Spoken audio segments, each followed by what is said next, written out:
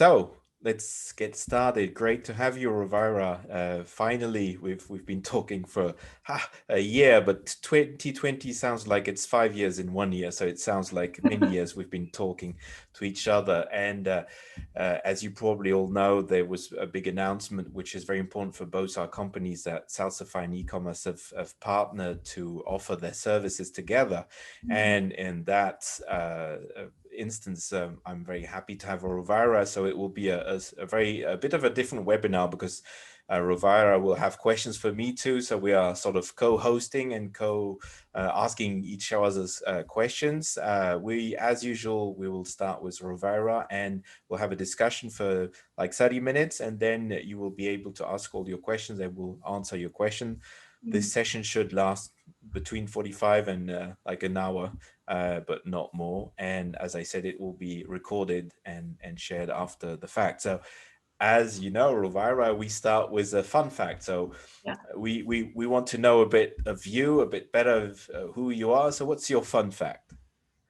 So my fun fact is, well, I'm Filipino. My family's from the Philippines. I was born in the Philippines. And recently Disney had released, I think they're doing this like commemorative Mickey Mouse doll. So they released a short, like one of their Disney shorts. And it was super cool because it was about essentially like the Philippines. And to have that shared globally was really interesting to see. It was about like a woman who was a kid back in like the 40s and received a Mickey Mouse doll, and then kind of progressed and tried to pass it on to her like granddaughter. And then as kids do, they like kind of wax and wane in interest, but then it all comes together for the holidays. And that was really, really cool because I guess my fun fact is I'm Filipino. I'm very close to my grandmother. Oh, that not too bad. That's actually bringing emotions to it. So well done. We're feeling warmer, and thanks for sharing that. So now maybe on a less funny tone, but maybe could be funny. You could talk a bit about yourself, who you are, and Yeah. who is Salsify in a few words. Yeah. So my name is Ravira Dasig. I have been at Salsify for over 5 years. My first job at the company actually was helping build kind of the earliest integrations to kind of the ecosystem of where our customers. So we work primarily with brand manufacturers, helping them basically get the best version of their content in front of all of their shoppers or partners online. And back when they were still around, so the jet.com marketplace, if you remember that, that was one of the early integrations that I helped work on. And then I think the company realized that I wasn't actually very good at programming. And so instead they That's found probably your fun fact too. that too, yeah. Another home for me at the organization, specifically as a product manager, so on the product team, helping still with this big problem that our customers were facing, which is we're investing so much in being able to create and tell our great brand stories, etc. But it's just so freaking hard to get that content to our partners, whether it's marketplaces, retailers, their own direct-to-consumer websites. And we want to be able to have an easier, faster, more automated way to share this content with their consumers, with their shoppers. So my team really looked at how to build those integrations and make that possible for them. And then over the past 3 or 4 years, my focus had been primarily on the work we were doing with creating this kind of connectivity or ability to send content to your Amazon catalogs. Okay. Yeah. And if we dip dive a bit on why would you want, or why would you need Salsify, or putting it another way, what are the benefits of Salsify? And one of the purpose of this webinar is to make like the complexity of a big system like Salsify very easy to understand, and the benefits. What would you say the benefits are, the main benefits in simple terms for Yeah. brands? I mean, in the simplest terms, completely accelerated by the pandemic, but that online is where people are going to literally learn about products, brands, information that they need, whether or not they purchase online or offline, it doesn't matter. And there's been a huge pressure on brands to be able to provide great, accurate content to any digital touch point that needs that information. But the need driven by us as consumers, because like Jerome, how frequently are you buying products online that have bad descriptions or bad images or bad reviews? Well, none.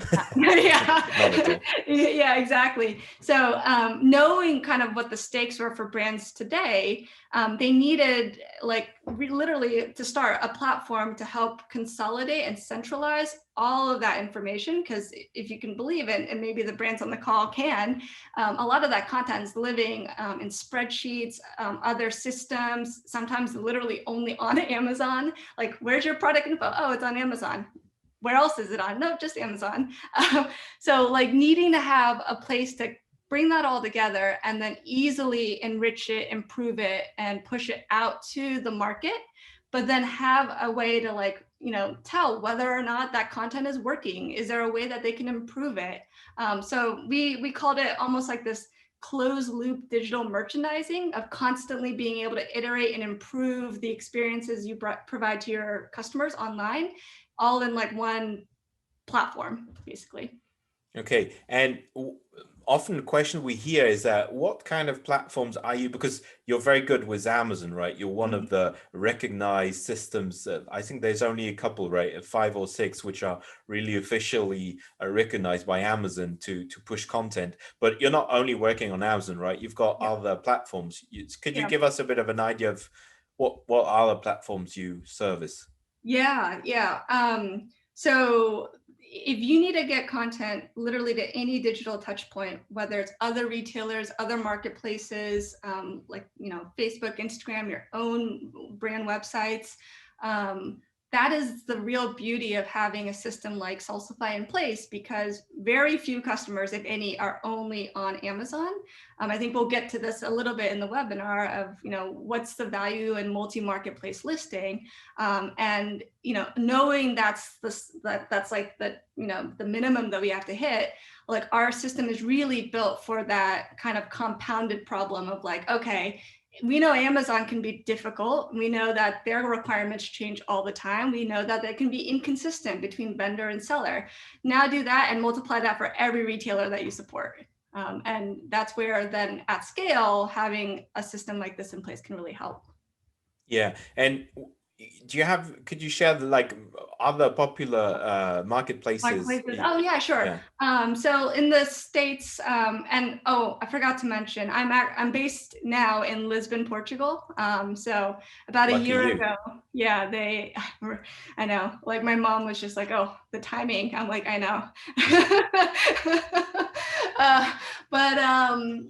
So we've got, I would say, really, really great coverage for and marketplaces. That whole kind of framework, I guess, or it's much more common, I would say, in Europe than it is in the US. And in the US, you've got the dominant players like an Amazon, and then now everyone seems to want a marketplace, so like Walmart, Target, etc.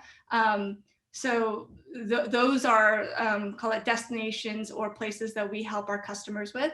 And then similarly in Europe, I think depending on whether it's a marketplace or a retailer, you'll always get a varying degree of sophistication on the other side of it. So whether it's they've got the ability to receive content kind of a machine to machine level, or if all they really have for you as a brand is a spreadsheet that you need to fill out, we've developed ways in which we can actually automate that part of it as well.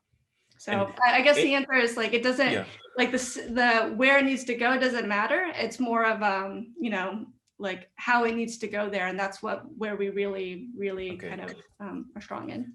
So yeah, you would support any type of Correct. platform and give whatever format this platform Correct. is asking for. Okay, Yeah. that makes Cool. it very clear. And how many brands are using Salsify in the US? Do you have like how many today Yeah. uh, users, let's say, or brands? Do you Brands, have that? yeah. And so you have to remember, we service like thousands of brands, and often though that the customer is going to be like the parent company that comprises a bunch of different brands. So I think this is there publicly available. What's the latest number? Was it a trick? Was it a Was trick that question? a good So I just question? yeah, yeah. Yeah, no, no. And or Look, yeah, I or think it's. like a, Oh, sorry. Go ahead, like Joe. a size of how many products are going through your system? Like is it Oh are you gosh, we've got. I think we've had over millions of products published through our system in the course of our existence, for okay? sure.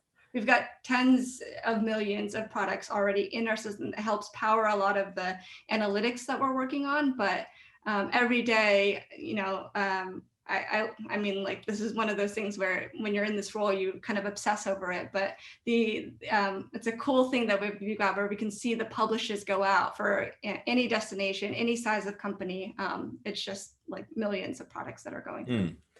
And if we were to say, like, I'm a brand and I Mhm. want to understand, does it make sense for me?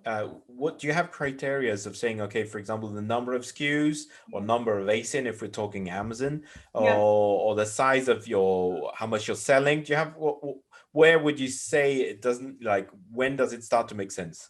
Yeah, no, that's a really great question. I'd say that, um, regardless of where you feel like you're at in terms of, we call it digital maturity, if you're just really starting with getting your content, prioritizing it and making it a core part of your business, most of the brands we work with are really in that, we call it the crawl state, where they're just trying to see, like, bring together all that content.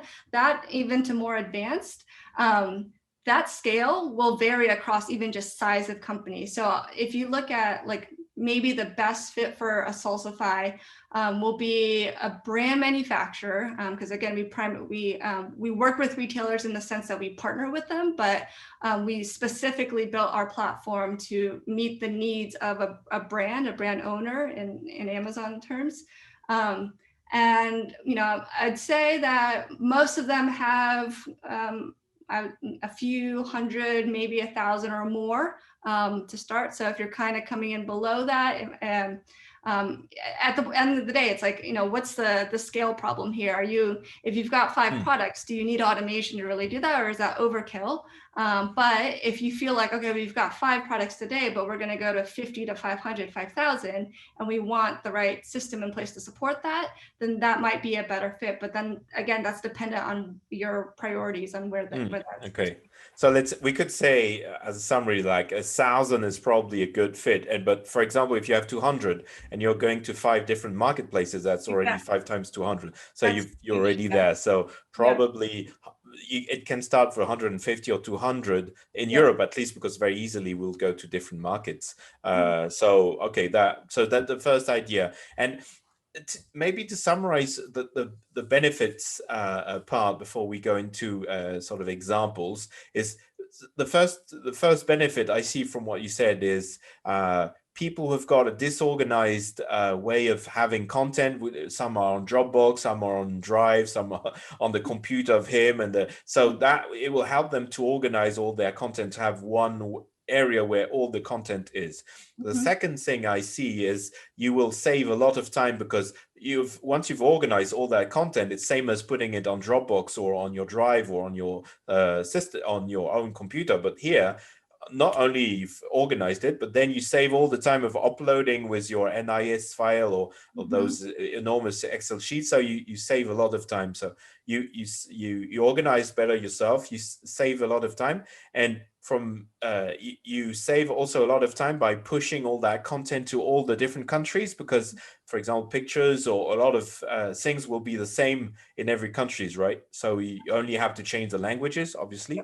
but like if your content is the same for the UK and the US, for example, then you only have to press the button for twice and it's done. You've prepared everything, so it's an enormous tool to scale. And from what we've seen, and we've been very excited about that, about the fact of how this empowers you to scale, and it's like having a data content management tool like Salesforce, for example, or any other tool where you start and it's impressive. Like, okay, you can handle your CRM with 5 customers on your Google Sheet, but if you start to have a 500, it's like, how do you keep all that organized? And Yeah. this ability to scale for us was very surprising. And maybe we can share some examples. So Yeah. we've started to work with Salsify. We have a few, but maybe you've obviously your Yeah. experience. You're the Salsify overall expert in Europe and probably worldwide, ladies and gentlemen. But what would be like? Do you have any examples of what benefits which were lived by companies? Absolutely. So there's certainly the just the technology in itself and everything you've kind of described of centralization and getting all that. But you know, I'll tell you a few stories because my favorite part about the job is really working with our customers and our partners, just the human aspect of it. And it's really, really exciting to see when even so, Jerome, just working with the e-Comas team, on the project we're working on together, seeing almost turning like disbelievers into believers when they can see like, whoa, you did that for like hundreds of images, or whoa, like we just got like hundreds of products published. I think that's like really cool. Last week, we had a customer in Europe, over, I think just 2 or 3 publishers, submit 10,000 products to their vendor catalog, which they needed to do because they're in a space that requires tight deadlines because of the seasonality of their merchandise. So think about, if you work for a big company or have 10,000 products, how long would that take you today to be able to submit through the NIS templates or the new bulk spreadsheets? Like, Yeah, yeah. prefer not to calculate that. Yeah. And that was just for one marketplace, and now they're going to roll it out to all the European marketplaces. So, I love that story. We got really excited about it internally because just I think everyone loves the idea of automation, because of course I'd love to spend more of my time not filling out spreadsheets and instead doing more value added activity like planning with my vendor manager the assortment, or how much marketing investment do we need to put in next quarter, then copying pasting into a spreadsheet. But I think until you can really like see that, and to be fair, like it's a partnership with any retailer that you work with. They have to be ready to support it as well. I know that, like, the human element of it, like Amazon has been really, really hard at work and seeing that value, because at the end of the day, it's like we all want to be able to get this great content to the consumer. And if you can make it a lot easier for for brands to do it, then why not, do that? So yeah, some fun stories there. But my favorite though, so anytime you bring brands together to talk about Amazon, it immediately, like, I love it because it turns almost into like a therapy session where it's like, oh, like, how do you guys fix that thing? Because like, we didn't get POs that day, or like whatever it might be. And I think just whether it's in the US and seeing similar stories and cool ways of supporting their own customers or things like that, like I've seen it applied both in the States as well as in Europe. And I think that I read something, Jerome, recently that 70 or 80% of online shopping this year for Germany and France were on Amazon. Like, that to me is wild. And I think it's just going to continue to grow. So I used to joke where if it's like, all right, if you have a handle on Amazon, if you've been tasked by your company to work to really support this business in some ways, think of it as like your own, like, call it job security, call it job opportunity, whatever you might call it. Like, this is the way the world is trending. And I think the fact that we can help our customers be better at this is like the coolest story. Yeah, and talking of, like, we were looking, we've started using obviously Salsify ourselves, and we've started on several projects, and I will confess I was not a big believer of systems and saying, yeah, I can push your content, and knowing how the Amazon system works, it's like, okay, like a lot of people pretend, okay, they can create a sheet which will work, but it that never really works. And to be honest, it's like we've started to use Salsify, and I was really impressed myself. It's like, wow. And we have this huge project of content upload of thousands of SKUs worldwide for a big company, and we're in charge of that. And we started to work with Salsify on that. And from the first project, so it's each country goes separate. And the first project, okay, we said, wow, we've probably saved half of our time, maybe, yeah, 3 4 times. Second country is like, wow, we've saved 4 times time we should have taken. And then step by step, we've saved 10 times the time we would be normally using for that country. So all of a sudden you're saying, wow, the time saving element here is incredible. And it goes on and on. So obviously, for your first country, you need to learn the system. So you need to invest like in any tool. Yep. But and like everyone is reluctant. The team is saying, wow, I need to learn a new tool. But Yep. then you know, 3 weeks, 4 weeks, and there's a very good onboarding schedule done by Salsify with their experience of onboarding so many brands, of saying, okay, calm down, you know, you need to wait and learn and make sure you understand the system. And then, for example, you have this tool for A+ content, so below the fold, or EBC. It's like, okay, normally you have to do this, and with the tool, it's just oop, oop, oop, 3 clicks, and it's done. And you can do it for like 100 SKUs all of a sudden, and it's done. And you say, "Wow, is that all? Are we done?" And it's true. And for us, that was it's a game changer in terms of efficiency when you have a large catalog, or even for a medium catalog, but going for many countries. And that for us is really was really breathtaking for me, at least, in terms of how it changes our approach to our job, because our job is basically how brands also in their catalog, and a lot of our work is troubleshooting issues with catalogs. And the idea of using a Salsify is that you decrease the number of troubleshooting issues incredibly. Yeah. So I think that was a bit from examples. Let's give an overview before we go in the Q&A session about how this partnership has been thought, and why we believe both this is bringing more value to people, because we're going about it together. So maybe you can start, and I'll give you my 5 cents after. Yeah, no, I think you hit the nail on the head there, where, you know, when we talk about the value of automation and software in your work, it's only one piece to the puzzle, right?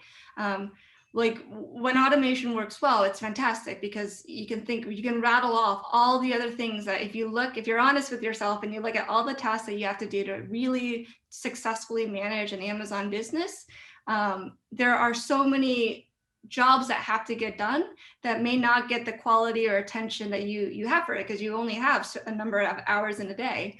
So, you know, with a system like a Salsify that can help automate that process, it offloads a lot of time to then, and this is where I think, you know, partnering with experts like e-Comas is really, you know, now that you've got time to free up to really dig into the strategy component of how you want to do better on Amazon and other, you know, e-commerce channels, like you open up the ability to tackle work that really can't be automated. Like you cannot automate talking to Jerome. You know, you can't, like that Could has to try. be, yeah, you could try. Like everything that you guys have, all of the knowledge and experience, and you know, your boots on the ground helping brands with this problem every day. We built a solution to help with that. But at the end of the day, you need to marry, you know, the brains and the experience and the skills with the tooling that can help really accelerate the work that you're doing as a brand. And like that's where, you know, when you think about like how to increasingly, and what I love about our partnership, Jerome, is we both, even from the beginning, we're like, it's not like, okay, just like referring each other to each other, like, that's like fine. Like there's a lot of, you know, great agencies out there. There are a lot of great softwares out there, but like, what's the real value that we can offer to our joint customers? And I think it's that marrying of the two to really help them grow and reach the goals that they've got set out for themselves.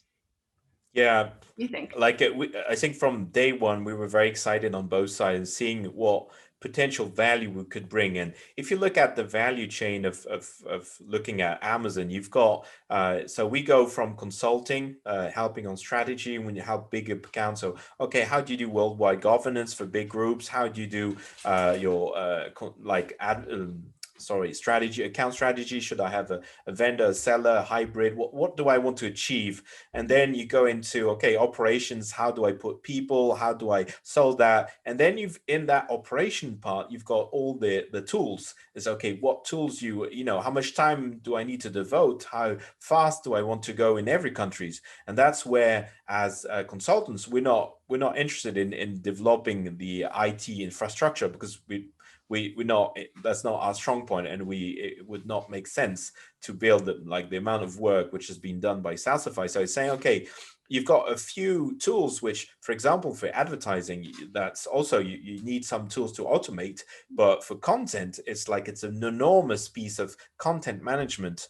And we, from my experience, when we talk to customers, typically the entry point will be an operational problem. As you say, it's like, wow, my negotiation, or like, wow, I'm having I'm paying because like I have late deliveries and Amazon is charging me, or there's a pricing issue, or my content is not good and someone from wherever, Japan, has taken over my content, or brand registration is not working. What's that? And it's very often it's an operational issue. It's saying, okay, I'm not understanding what's happening.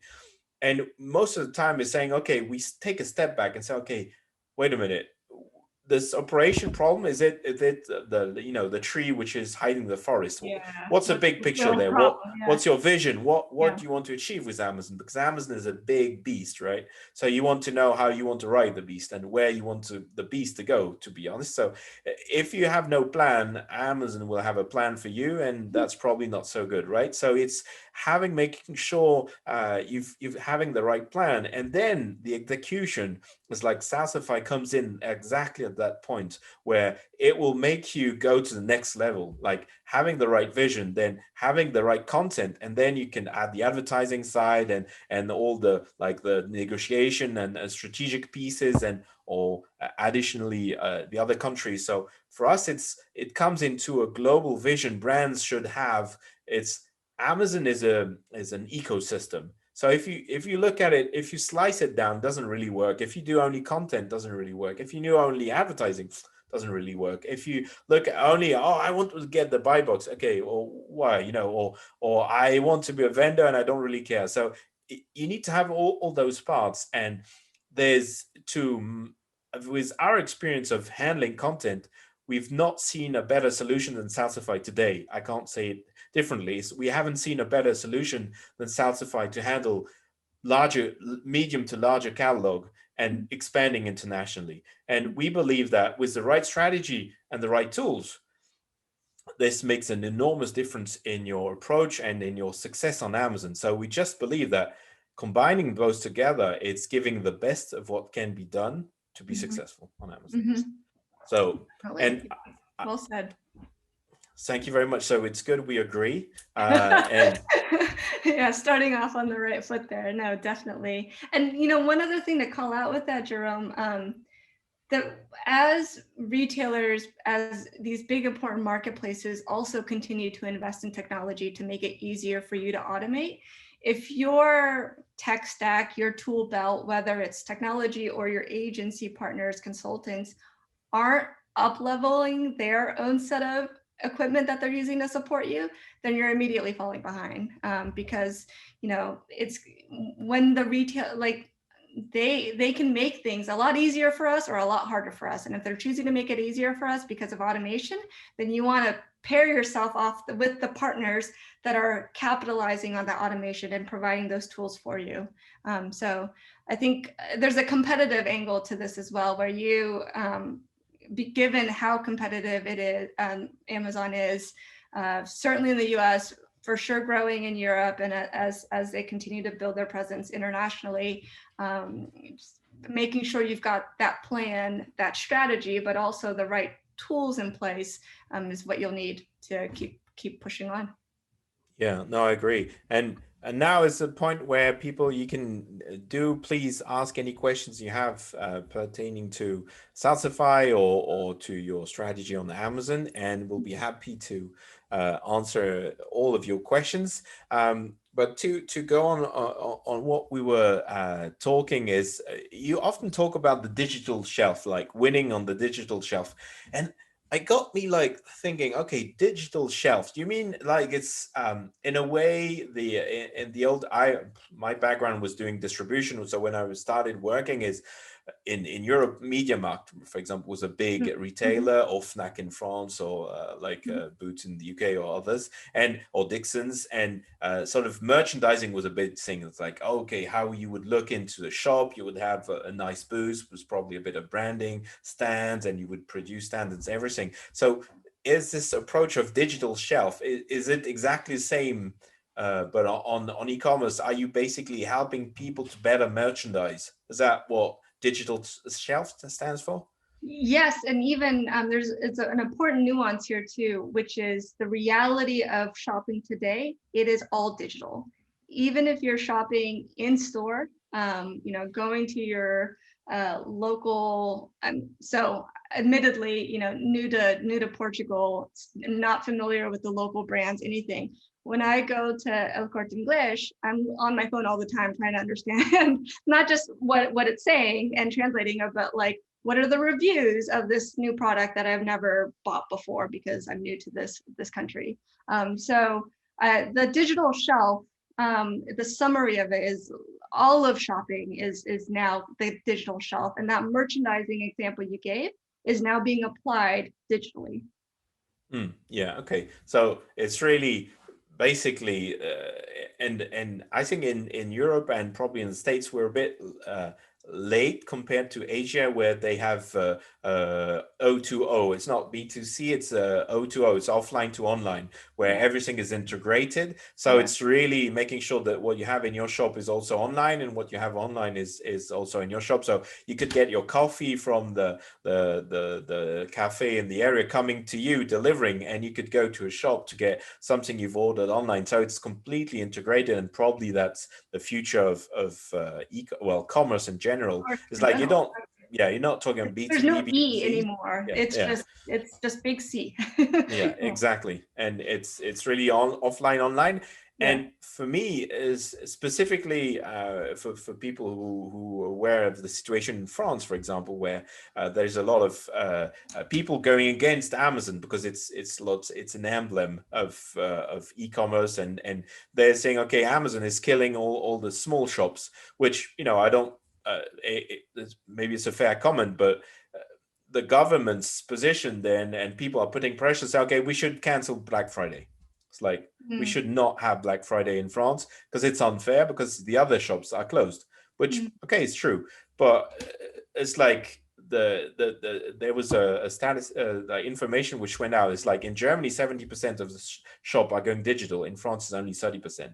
So it's how like the brands or the retailers or the people selling the products make sure they're available online.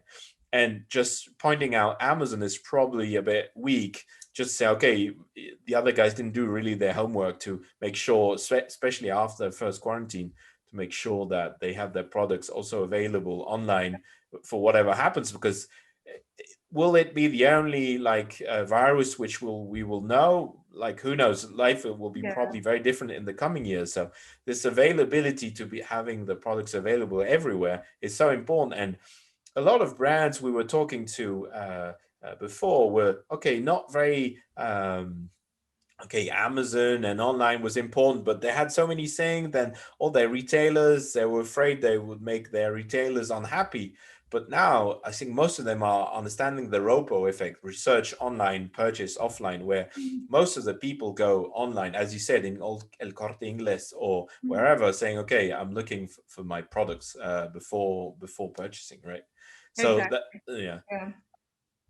I was wondering in terms of tips, because you've been working with a lot of brands and Mhm. helping them with their content. Do you have any tips for manufacturers, brand manufacturers, about how to approach their catalog and what are the best Yeah, practices when they want to go like international or at least pan-European? yeah. What would be like your main tips? So even I think this can apply whether you're focused on just to start one marketplace and then wanting to go international. But the most successful brands that we work with that feel like they're really riding the beast in the way that they want to be riding it, they take this test and learn approach. For sure, to the degree that they can do A/B testing, using different platforms to introduce a new product and then bringing those learnings back into their main catalog. I think just having the belief that you will never have it be perfect because the whole game is rigged to always move like the goal line, and we rig it. Consumers are always asking for more or something differently, etc. So the tip I would give is be okay with imperfection and know that like the best way to be perfect is always taking this test and learn approach. And I think you can apply that advice also when you want to roll out to new marketplaces, new countries as well. I think for that one, actually, I would tweak it a little bit where you've got that test and learn.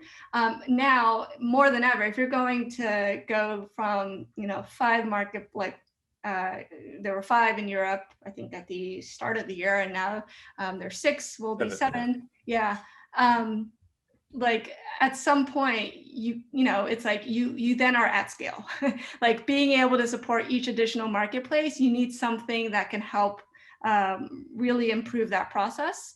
And it's not just a technology problem, because often like translations, how are you getting localized relevant search terms or keywords for each different market that you're trying to serve? Like maybe you can use a translation tool, but maybe like native local speakers that have the expertise and understanding what keywords drive your category for that market could provide that with you. I think so just expanding, there's like again, crawl, walk, run. At a minimum, you need to have something that's going to help you do it at scale, but then also have the ability to localize and build in workflows or processes that allow you to really customize and capture what that local consumer is demanding of your product. And I don't see that yet. Like, I think it's hard to do if you're a smaller to medium-sized brand, but if you look at the brands who've got the right toolkit, the right partners, like creating custom experience or just even tailored experiences based on the consumer that they're trying to serve is, I don't know if it's a tip or more just like an aspirational goal that everyone's looking for, but that would be my advice. Yeah, no, I would relate to that in a sense that often it is the larger the brand you're talking with, the more used they are. If you're talking to people who are in merchandising or doing, like, they have a process and they want it to be perfect, because once it's in the stores, it's like it's done, it's finished. Like, yeah. And but on Amazon, it's the other way around. It's like oftentimes they say, okay, what's the best strategy for our advertising? Is okay.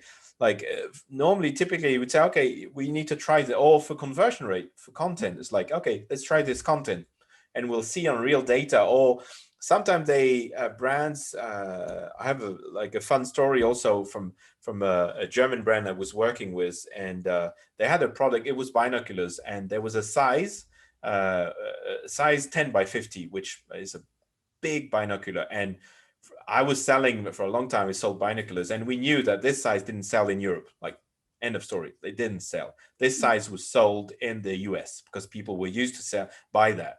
And it was a story. So we knew that we wouldn't sell that. And we started sell on Amazon. What happened is the number one sale was obviously the 10 by 50. Why? Is because a lot of products, when you go through normal retailers, the buy or the seller inside the retailer, he will say, yeah, nobody buys it. So he's sort of conveying a message and saying to the potential end consumers, yeah, nobody buys it, so don't buy it, buy another one. But Yeah. on Amazon, nobody knows it, so it's like it happens. If you don't try it, you will never know if it's working or not. And a lot of brands will say, no, we know it doesn't sell. And I and come with this example saying, okay, I was 100% convinced because I would had been selling binoculars for 10 years, and I said, no, it doesn't work. And what happened is we were selling thousands and thousands because customers saw, oh, it's a great product. There's Yeah. nobody else selling it. Yeah. Okay, I'll take it. And Yeah. I had again today another was a big oral care brand and saying, okay, this product now we know it won't sell. Customers won't like it. And I said, okay, why don't you try and let's check on real data. And Mhm. one example is what happened with launching in Sweden. You can see Amazon does exactly the same. They launched in Mhm. Sweden with a lot of mistakes. They had a lot of swear words in their content. They had the wrong flag for Sweden. It was showing, I think, the Mexican flag or something. So it's like incredible mistakes for such a big company. But I think in Amazon's view is okay. We need to move, Yeah. and if we make mistakes, we'll repair. And people say, "Ah, it's a disgrace," and okay, like in 1 year everybody will have forgotten and they will probably sell a lot of products. So it's like the this approach of testing out and looking at data is Yeah. very important. And we typically would recommend really to test things and not try to make perfect. Yeah. It's practice makes perfect. So, and trial and error, like you were saying, and A/B testing. Yeah. And talking about A/B testing, do because now Amazon is you have some options that sometimes on A+ content you Yeah. can do Yeah. A/B testing. On brand stores, they were talking about A/B testing. Do you have this functionality of A/B testing Yeah. inside? So we have customers who, even before Amazon was providing that as an option, were already doing it Okay. through, often through manual means, but it was part of they knew that they needed to adopt this test and learn methodology in order to really stay ahead of the competition.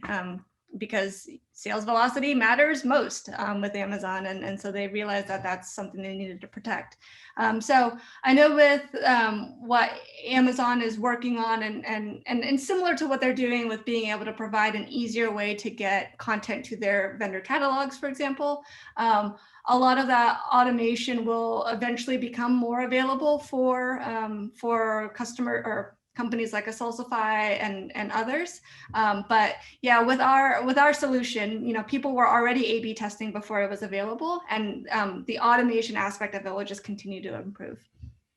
And do you have like is Salsify helping you to give you insights on which A or B is working best? Like is the system helping brands Yeah. taking the right decision? We could probably be doing, just from if I put my product hat on, a much better job doing that, of making it more explicit and clear. We've got we have a fantastic product page report, which can actually show you, like, are you meeting kind of a threshold, whether it's for your category that we surmise based on our own number crunching, or even if you have your own like custom rubric that you measure yourself against, we can provide that as well. So yeah, there are, like taking the Amazon philosophy, a lot of ways in which we can improve as a product. But yeah, for just to answer your question, we can provide you with a sense of like, oh, has your performance improved because of the new content that you pushed out? Okay, and it leads to a question I had earlier about KPIs. Mm, I know, and large brands specifically, which are not so familiar with Amazon, and typically would in their normal retail will look at KPIs of like when you were doing yeah, merchandising in the old days, you would know exactly where you were selling and yeah, where you which space of the physical shelf. yeah, And they're a lot of brand are which are very marketing driven, are very KPI driven, which is makes sense. yeah. Um, how is Salsify helping to those KPIs? Like you've got tools like Helium 10, for example. You can have it on your on Google Chrome, for example, and it will give a rating about the content, so it gives you an idea of how good your Mhm. of a job you're doing. But do you have something which is a bit more consistent, or like Yeah, for big yeah. brands? So, and actually, this will be good to get your take on too. Like, what do you think are the core set of KPIs anyone selling on Amazon should be tracking? Because there are a lot of the same things that you would care about, but and you have to differentiate. So search ranking as well as frequency of buy box ownership. Your own internal sales data is one for sure. Your ability to how frequently are you pushing updates to Amazon, how much product assortment has grown since using automation, the speed we talked earlier, the importance of being able to do things much more quickly, how much time savings have you earned because of the automation that you have in place. A lot of those I think are like the reporting mechanisms that a user of the platform would absolutely want to show their executive sponsor or their boss who's paying for the solution. So I sort of see it as a difference between like the KPIs within the platform, but then also what's your take, Jerome, on like what anyone selling on Amazon should really be prioritizing from a KPI Yeah, perspective? the one which is most important for me is conversion rates, Yeah. because conversion rate is giving you end of the day if you're doing well. So you would start with like conversion rate and sales, Mm-hmm. and then probably ACOS, so advertising figures, and how much you're selling organically and how much you've got paid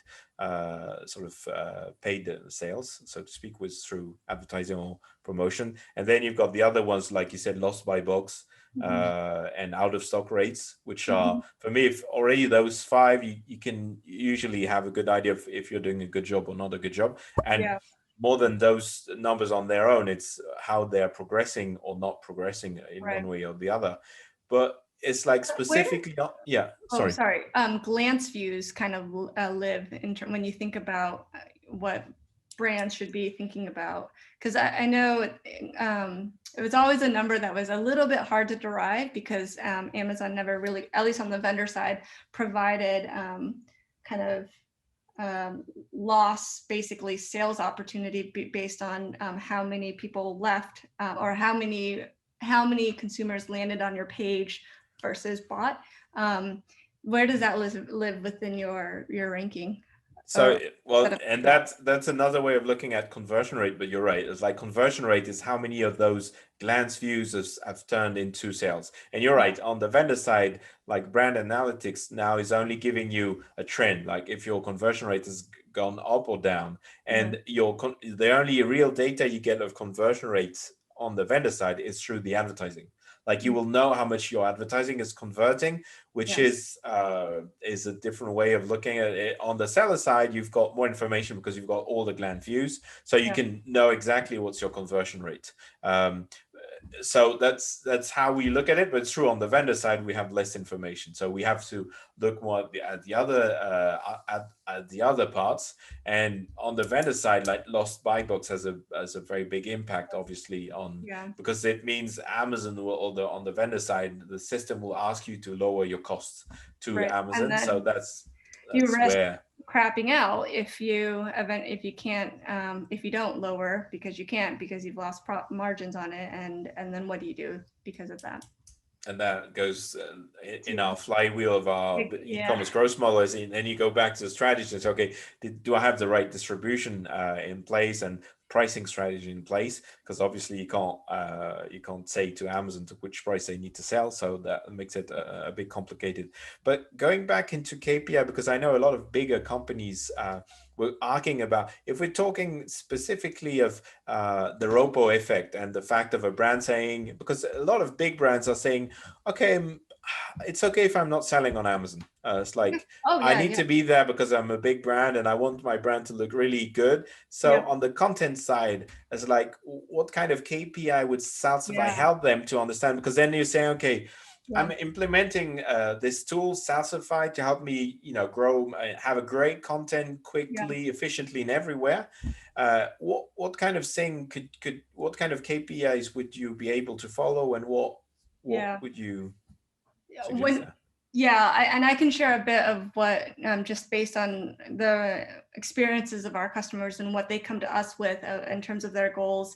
Exactly that, for a lot of, we talk about Amazon strategy, maybe that strategy is not to make a lot of money off of it, but to have a really great brand story across all of your ASINs, right? Or a good, talk about Pareto efficiency, like a good 80% of your ASINs that are doing the most for your business, because that it doesn't matter if they convert on Amazon, so long as they can find that information, then they may convert elsewhere. So I think when you look at it from a that's one, is like, can we get like better quality content that they assume is better, and usually they're investing in the help of partners for creating the content or whatever it might be, and then can we apply this across all of our shelf, basically all the different digital touch points that a consumer may be looking researching that product.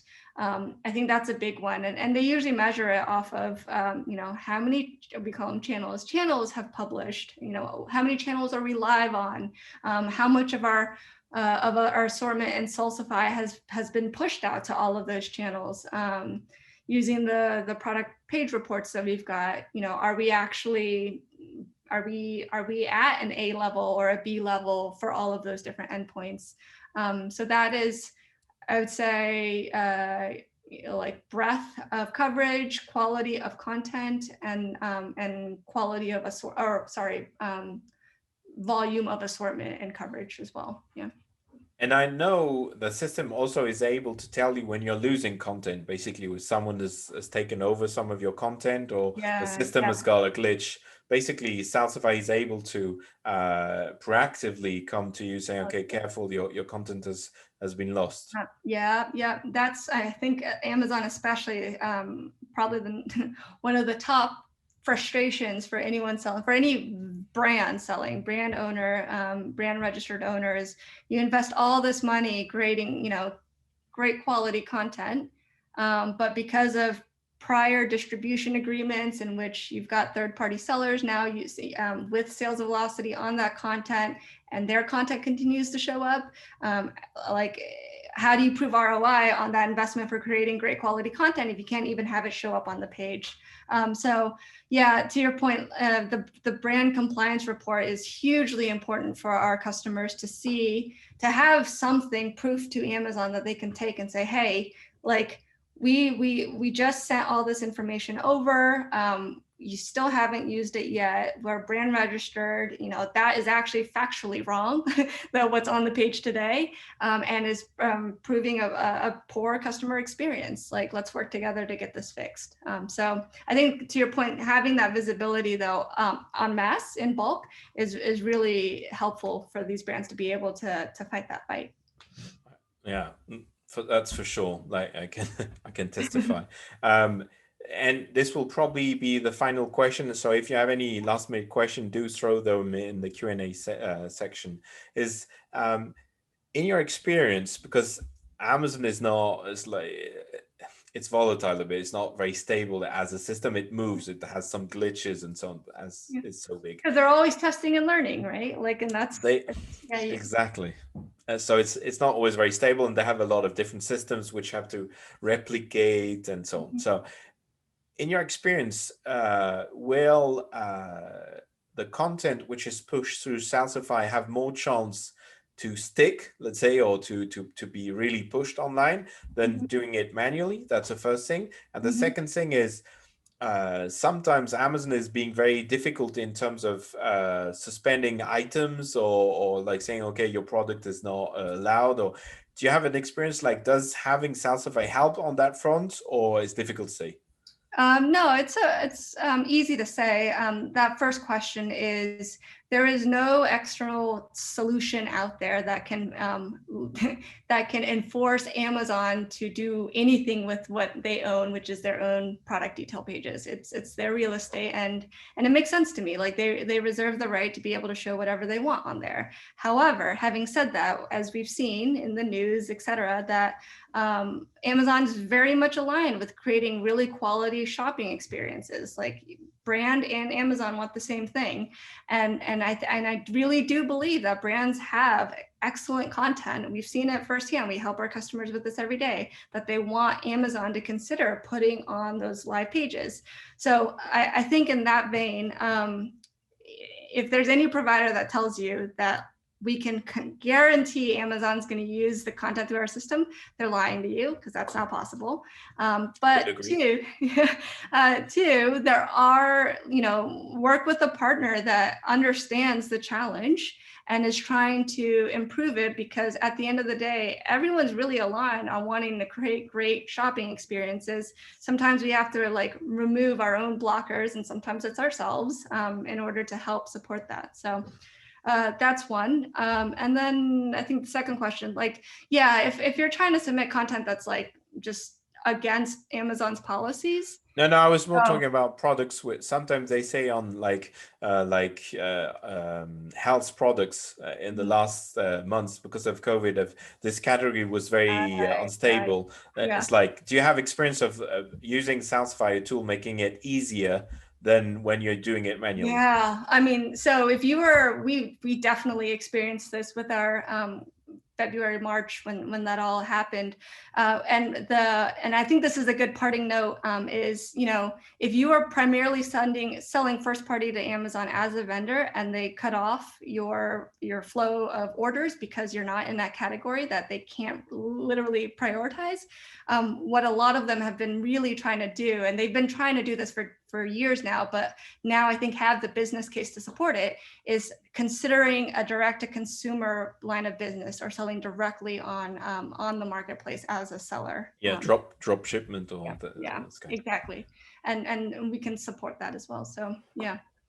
Awesome. Well, thank you, Elvira. We spot on 1 hour. Like, let's say 56 minutes with the 4 minutes waiting. But so this is the end of the session. It was really great to have you. We're very excited, as hopefully you've seen, about what Southify is bringing, and what we could be bringing, and what we are bringing today to customers as a team.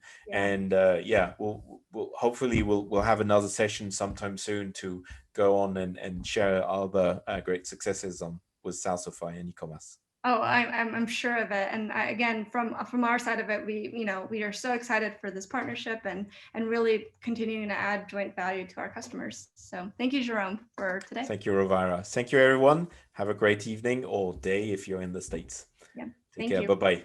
Bye-bye. Bye.